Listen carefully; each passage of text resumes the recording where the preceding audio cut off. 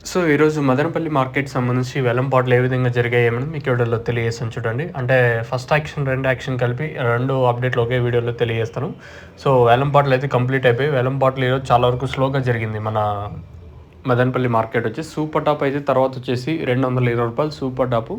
ఈరోజు క్లాస్ ఐటాలంతా ప్రస్తుతానికి ఏదైతే ఈరోజు జరిగాయి కదా, రూ. 220 సూపర్ టాప్ క్లాస్ ఐటాలు ఉంటే 160 ఇంకా మార్కెట్ జరిగింది. 160, 170, 190, 200, 210, 220 ఇవంతా క్లాసు.